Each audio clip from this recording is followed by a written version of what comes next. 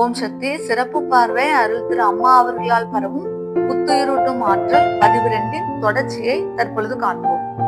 பத்திரிகை ஒன்றிற்கு அருள் திரு அம்மா அவர்கள் அளித்த பேட்டி ஒன்றினை ஆழ்ந்து கவனிப்போம். அமெரிக்கா சுற்றுப்பயணத்தை முடித்து அருள் திரு அம்மா அவர்கள் ஆலயம் திரும்பி இருந்த நேரம் அது. பத்திரிகை நிருபர்களின் கேள்விகளுக்கு பதிலளித்த அம்மா அவர்கள் அந்நிருபர்கள் தொடுத்த ஒரு வினாவிற்கு அளித்த பதில்தான் நாம் கவனித்து அறிந்து கொள்ள போகும் கருத்தாகும். நிருபர்கள், அமெரிக்கா சென்று வந்த தங்களுடைய பயணம் பயனுள்ளதாக இருந்ததா? அருள் திரு அம்மா அவர்கள், ஒரு வீரிய விதைய விதைச்ச திருப்தி இருக்கு. அருள் திரு அம்மா அவர்களினுடைய இப்பதிலை நாம் கவனிப்போம். மண்ணை உழுது பயிர் செய்யும் விவசாயம் படைப்பின் ஒரு மறுசுழற்சி நிகழ்வாகும்.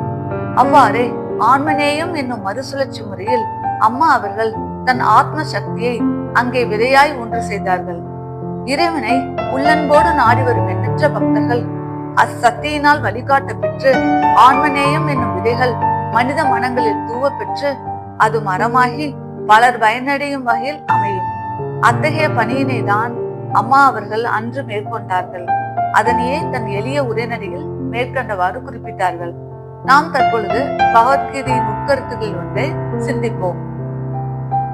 ஆத்மானாம் சுர்ஜாம் யகம், என்னையே நான் பிறப்பித்துக் கொள்கிறேன். அருள் திரு அம்மா அவர்களின் ஆன்மாவில் அன்னை தன்னை தானே பிறப்பித்துக் கொண்டார். அப்பேராற்றல் மிக்க கண்களுக்கு புலப்படாத சக்தி அருள் திரு அம்மா அவர்களின் ஆத்மாவில் நிறைந்தது. அப்பேராற்றல் மிக்க சக்தியின் சிறு துளியினை அம்மா அவர்கள் அமெரிக்க மண்ணில் அன்று ஊன்ற செய்தார்கள். அருள் திரு அம்மா அவர்களின் ஆன்மா வெளிப்படுத்தும் அப்பேராற்றல் தொடர்ந்து அவ்விடங்களில் செயல்பட்டு வரும். கவனிப்போம். 1000 கோடி ஆண்டுகளுக்கு பின்னாக மண்ணை பிளந்து வெளித்தோன்றிய சக்திதான் தோன்றிய அடையாளத்தை சுயம்பாக காட்டி உருவமற்ற ஒன்றை நாம் பிடித்துக் கொள்ள இயலாது என்பதை கருத்தில் கொண்டு தாயாய் நம்மை தாங்குபவளாக வடிவம் கொண்டாள். முதலும் முடிவுமாக விளங்கும் அவள் மேலும் இறங்கி வந்தாள். அடிகளாரின் ஆத்மாவில் வெளிப்பட்டாள். கடலாகி அவள் உணர்வு நிலையோடு அடிகளாரின் உணர்வு நிலை ஒன்றி விழுந்தது. ஒன்றே ஆன பரம்பொருள் அடிகளாராக வெளிப்பட்டது. மேலும் இறங்கினாள். நீர் இருக்கும் இருப்பிட அருகாமையிலே நான் இருக்கிறேன் என்பது போல வழிபாட்டு மன்றங்களையும் சக்தி பீடங்களையும் உருவாக்கினார். கடலிலிருந்து வரும் நீரால் சிறு குளம், ஏரிகள், கிணறுகள் நீரோட்டம் பெறுவது போல மன்றங்களும் சக்தி பீடங்களும் அருள் திரு அம்மா அவர்களின் ஆத்ம சக்தியால் உயிரோட்டம் பெறுகின்றன.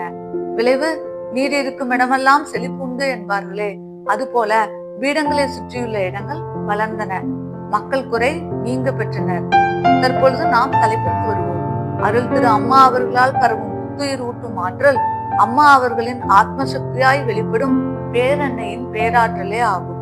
அவ்வாறான அவதார நிகழ்வினை பகவத்கீதையில் குறிப்பிடப்பட்ட ஆத்மானாம் சுர்ஜாம் யகம் எனும் வரிகளின் வழியே நாம் உணர்ந்து கொள்ளலாம். கவனித்து அறிந்து கொள்வதற்கு என் நன்றிகள். ஓம் சக்தி. தொடர்ந்து கொள்ளும்.